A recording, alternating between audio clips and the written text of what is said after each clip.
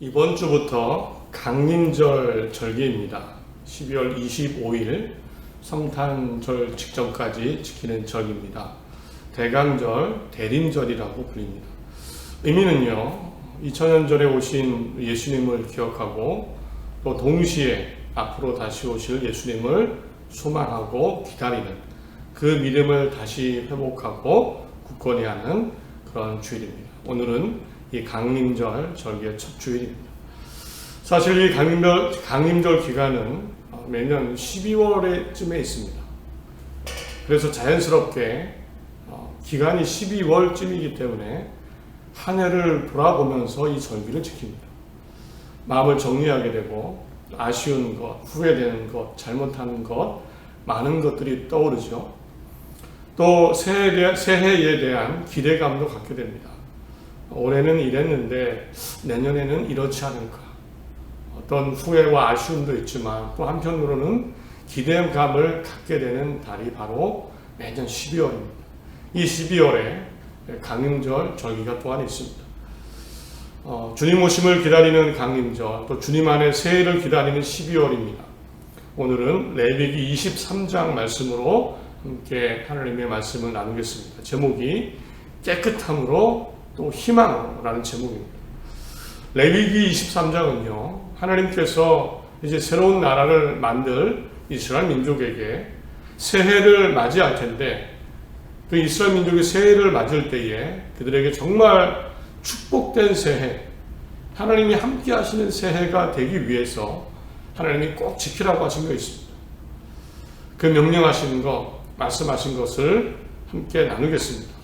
2023년을 잘 보내고 2023년을 기대감으로 잘 맞이하는, 또 그렇게 준비하는 우리 12월 되시기를 바랍니다.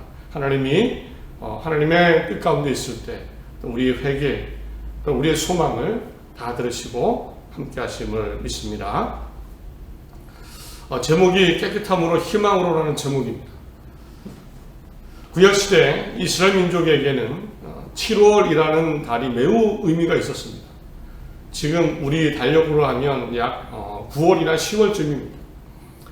이 7월, 유대의 달력으로 7월이 의미가 있는 이유는요, 바로 7월 1일을 이스라엘 민족은 새해로 생각을 했습니다. 7월 1일이, 유대력으로 7월 1일이 이스라엘 민족에게 새해였습니다.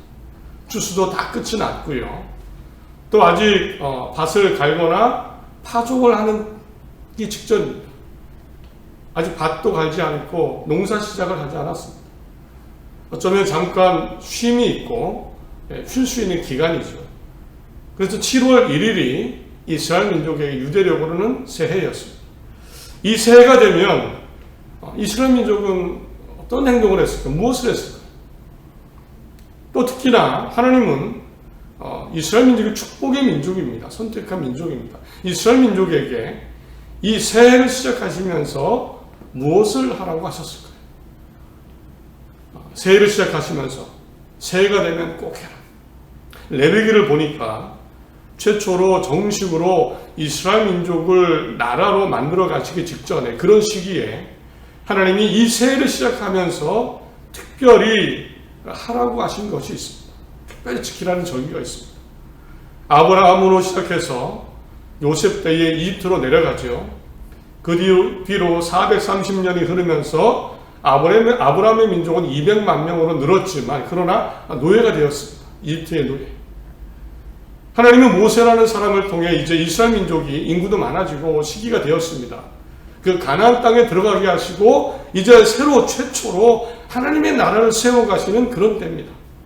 바로 이때입니다. 레위기 23장을 보면 모세를 통해서 이제 나라가 될 텐데 새해가 되면, 그때가 되면 무엇을 해라? 지켜야 되는 절기 하나를 말씀하셨습니다. 레위기 23장 24절 25절입니다. 이스라엘 자손에게 말하여 이르라. 일곱째 달 곧 그 달 첫날 7월 1일입니다. 새해 첫날입니다. 첫날은 너희에게 쉬는 날이 될지니 이는 나팔을 불어 기념할 날이요 성회라. 이날을 7월 1일 새해입니다. 어떤 노동도 하지 말고 여호와께 화제를 드릴지니라. 7월 1일이 되면 모세를 통해서 이제 말씀하셨습니다. 새해가 되면 이때 온 나라에 나팔을 불어라. 모든 사람이 들을 수 있도록 나팔을 불어라. 그래서 나팔절이라고 불어요. 나팔을 불면 이제 노동을 다 멈춰라. 일하는 것을 멈춰라. 뭐 하나. 사실 추수도 끝나고 파종 직전이니까 그렇게 할 일이 많지는 않았을 겁니다. 그래도 노동을 멈추고 하지 말고 새해 첫날 1일 거룩한 날로 선포해요. 거룩한 날로 선포하고 화제, 불로 태워서 만든 짐승, 재물을 가지고 그리고 하나님께 나아가서 하나님을 경배하라. 하나님을 만나라. 7월 1일은 하나님 만나러 가는 날입니다. 노동을 멈추고 하나님께 나아가는 날입니다. 그런데 이것이 끝이 아니고요. 또 하나 가장 중요한 절기, 날, 하루를 정하셨습니다. 명령하셨습니다. 새해가 시작되고 10일 뒤입니다. 7월 10일입니다. 이 날을 아주 중요한 날로 정했는데 바로 죄를 고백하고 사함받고 용서받는 날로 정했습니다. 대속죄일이라고 합니다.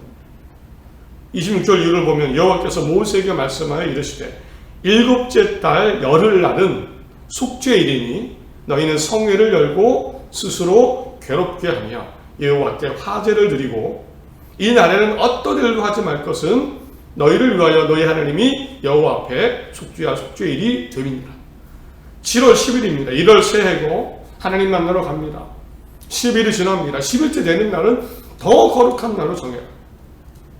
금식도 하고 나를 조심하고 그리고 노동을 하지 않고 그리고 가장 중요한 겁니다. 속죄의 날로 속죄의 시간을 가져. 바로 이때 하나님이 한 해 동안의 모든 죄, 그 전의 모든 죄, 내가 지은 죄, 우리 가정, 이 날을 고하고 하나님께 아뢰고 회개하고 용서받는 속죄, 용서받는 날로 대속죄일로 정하셨습니다.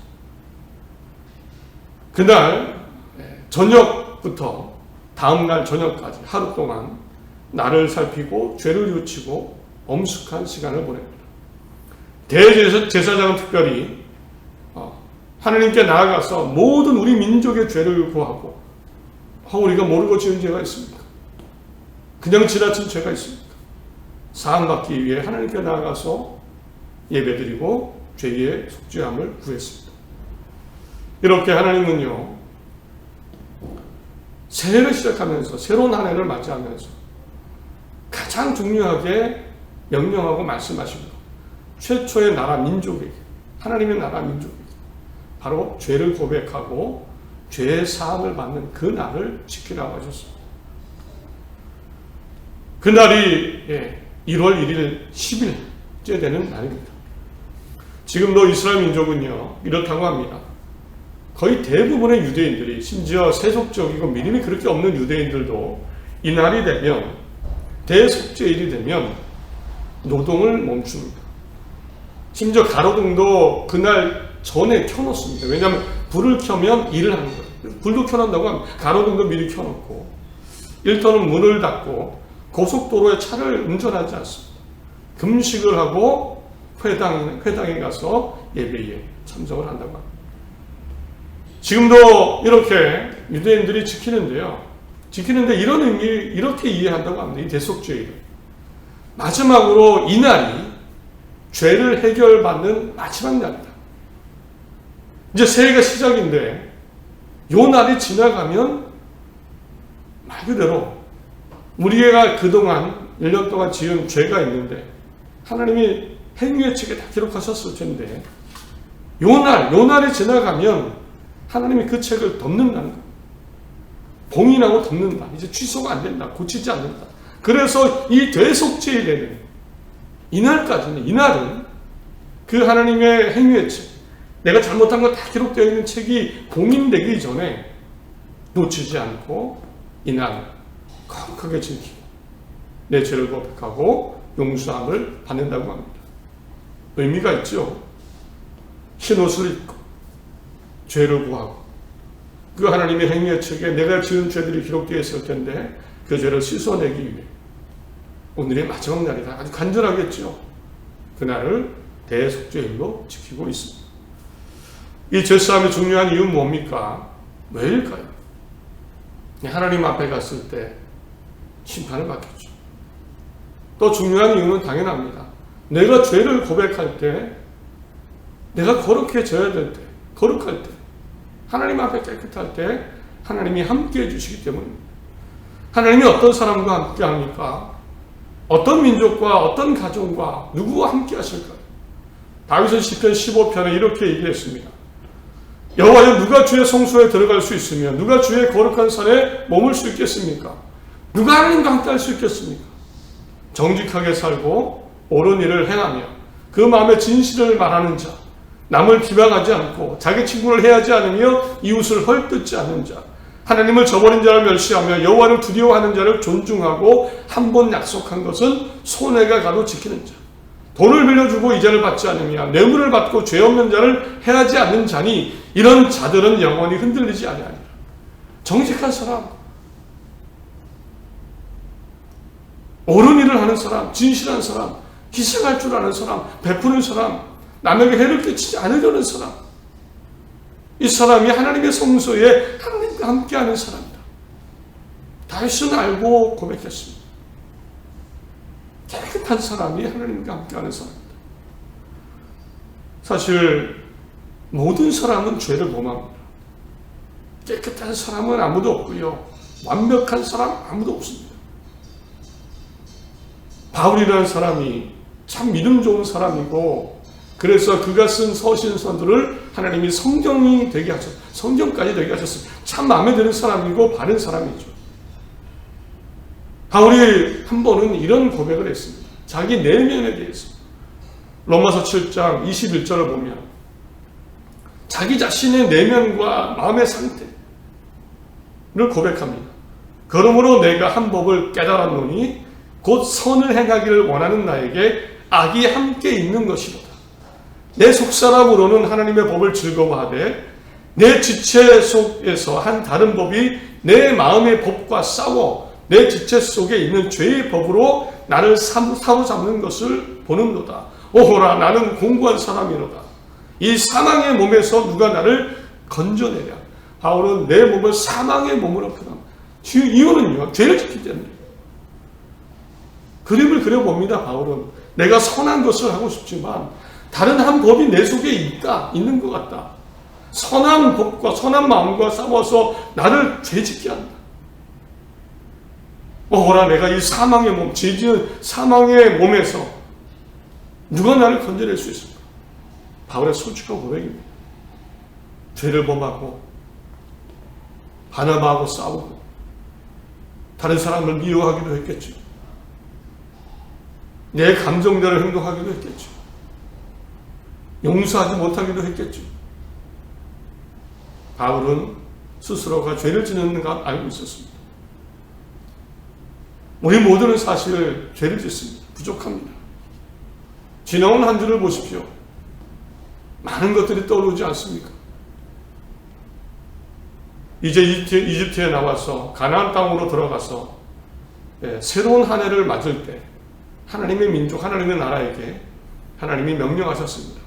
새해가 시작되면 대속죄일, 죄를 고백하고 씻는 날을 반드시 지켜라. 반드시 지켜라. 그날에 죄를 씻고, 유대인들의 생각에 따르면 하나님의 죄의 그 행위의 책이 봉인되기 전에 다 씻어내라. 새해가 얼마 남지 않았습니다. 2023년이 지나고 2024년이 다가옵니다. 12월 한 달 얼마 남지 않았습니다. 내가 하나님께 온전하지 않은 것 무엇이 있습니까? 하나님께 멀어진 것 무엇이 있습니까? 소홀한 것 무엇입니까? 우리 가정에 하나님께 소홀한 것 무엇입니까? 하나님을 향하여 회개할 것이 분명히 있을 겁니다. 욥은 하나님께 이렇게 회개에 도달했습니다. 욥이라는 위대한 사람도 주께서는 못하실 일이 없사오며 무슨 계획이든지 못 이루실 것이 없는 줄 아노니 무지한 말로 이치를 가리는 자가 누구입니까? 나는 깨닫지 못한 일을 말하였고 스스로 알 수도 없고 헤아리기도 어려운 일을 말하였나이다. 그러므로 내가 스스로 거두어드리고 티끌과 제 가운데서 회개하나이다. 욥도 회개했습니다. 하나님, 내가 알지도 못하고 막말했습니다. 하나님에 대해서 막말하고 내 감정대로 생각하고 행동했습니다.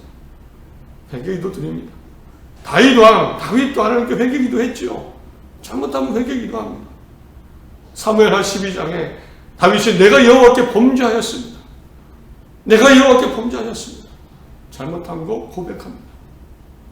잘못하면 고백하는 겁니다.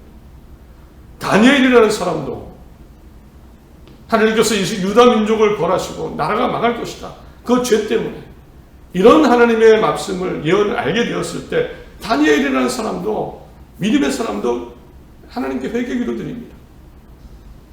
내가 하나님 여호와께 기도하며 자복하여 이르기를 우리는 이미 범죄하여 패역하여 행악하며 반역하며 주의 법도와 규례를 떠나었사오며 우리가 또 주의 종 선지자들이 주의 이름으로 우리의 왕들과 우리의 고관과 조상들과 온 국민에게 말씀하신 것을 듣지 아니하였습니다. 사실 다니엘도 회개 기도드립니다. 나라가 망하기 전에 그냥 세상에 사람들이 죄짓고 하나님이 회개하라고 외쳤을 때 아마 다니엘도 그냥 그런가 보다고 넘겼나 봅니다. 뼈저리게 회개합니다. 내가 회개할 수 있었는데 경고의 메시지를 듣고 내가 그냥 넘겼습니다. 기도드립니다. 요나라는 사람 하나님의 말씀 명령을 듣고 니느웨로 가라는 명령을 듣고 자기 혈기를 따라 하나님의 말씀을 어기고 도망갑니다. 그러다 물고기 뱃속에 들어가죠. 이 안에서 기도, 사실은 회개 기도를 드립니다. 회개 기도 드렸습니다. 사람은 잘못을 합니다. 부족함이 있습니다. 그런가 하다 뭐다 하고 넘어가면 안 됩니다. 죄가 쌓이면 묻어지고 분노가 쌓이면 분노가 당연해지고 차가운 마음이 쌓이면 내가 차가운 사람이 되어버립니다. 요즘 세상이 어떻습니까? 얼마 전에 누군가 이야기를 나눴습니다.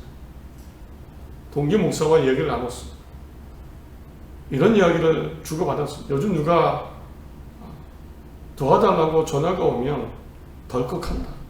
사실은 진짜일까라는 생각이 듭니다. 왜냐하면 너무 많이 속았어요. 상처받고 심지어 욕도 들었습니다. 왜 돈을 안 주냐? 도와주지 않냐? 욕을 하고 끊는 전화도 있었습니다. 그 친구도 그랬던 것 같습니다. 상처가 됩니다. 그래도 도와주려고 하고 그래도 하려고 하다 보면 그런 경우를 당합니다. 물론 나도 깨끗하지 않지만 세상이 차갑기도 하고 죄가 있고 무디어지고 사랑이 메말라가는 거 사실은 느끼고 있습니다. 그 속에 살아가다 보면 나는 어떻게 됩니까? 나도 똑같이 되지요. 회개하고 나를 돌아보지 않고 씻어내지 않으면 죄를 미움이나 분노로 씻지 않으면 죄가 쌓여서 나는 죄인으로 끝나는 겁니다. 예전에는 마음이 뜨거워지고 불쌍히 여기고 용서도 잘하고 손을 내밀기도 하고 이해도 잘 해주고 그랬었습니다. 눈물도 흘리고. 그런데 그런 마음이 사라져가지고 2023년 한 해 동안 내가 하나님 앞에 사람에게 비록 다 내키진 않아도 잘못한 것이 있을 겁니다. 회개하고 죄를 구하고 씻어내는 그런 시간을 꼭 가지시기 바랍니다. 하나님이 우리의 마음 기도를 받으실 겁니다. 용서를 구하고 깨끗해지기를 원하는 마음 받으실 겁니다. 그리고 새로운 한 해 함께 하실 것입니다. 하나님이 함께 하실 것입니다. 12월 한 달 회개하시고 나를 돌아보시고 죄를 구하시고 용서받으시기 바랍니다. 그리고 새로운 한 해가 정말 소망의 한 해가 될 줄 믿습니다. 하나님께 소망을 또 아뢰시기 바랍니다. 어려운 것들 아뢰시고 우리 가정의 소망을 아뢰시고 내 삶의 기대감을 아뢰시고 간절한 마음으로 기쁨으로 아뢰고 준비하며 새로운 한 해를 맞이하시기 바랍니다.